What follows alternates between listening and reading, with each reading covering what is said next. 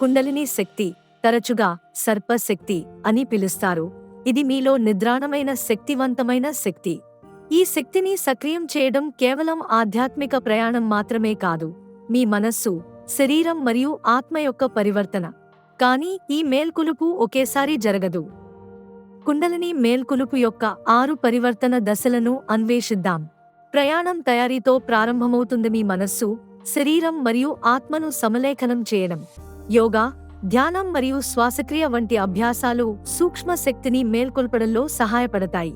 మీరు జలధరింపు అనుభూతులను, ఉన్నతమైన అవగాహనను లేదా స్పష్టమైన కలలను గమనించడం ప్రారంభించవచ్చు. కుండలిని పైకి లేచినప్పుడు అది మీ శరీరం మరియు మనస్సును శుద్ధి చేయడం ప్రారంభిస్తుంది. ఈ దశలో భావోద్వేగాలు కనిపించవచ్చు. ఇది వైద్యం మరియు విడవడానికి సమయం. ఈ ప్రక్షాళన ప్రక్రియ శక్తి అడ్డంకులను అధిగమించడానికి మరియు అధిక అవగాహన కోసం సిద్ధం చేయడానికి చాలా ముఖ్యమైనది. ఈ దశలో శక్తి మీ ప్రతి చక్రాన్ని మేల్కొల్పుతుంది, వాటి ప్రత్యేక లక్షణాలను సక్రియం చేస్తుంది. మీరు సృజనాత్మకత యొక్క విస్ఫోటనాలు, ఉన్నతమైన అంతర్దృష్టి మరియు మీ అంతర్గత స్వీయానికి బలమైన సంబంధాన్ని అనుభవించవచ్చు. ఇక్కడే మీరు కొత్త స్పష్టత మరియు అవగాహనతో ప్రపంచాన్ని గ్రహించడం ప్రారంభిస్తారు. ఈ దశలో మీ స్పృహ భౌతిక ప్రపంచం దాటి విస్తరిస్తుంది, అధిక అవగాహన స్థితికి చేరుకుంటుంది. ఆధ్యాత్మిక ప్రవస్యం మరియు మీ ఉద్దేశ్యం యొక్క లోతైన అవగాహన యొక్క క్షణాలు తరచుగా మారవచ్చు. ఈ దశ దైవంతో నిజమైన ఏకత్వం యొక్క సంగ్రహావలోకనం.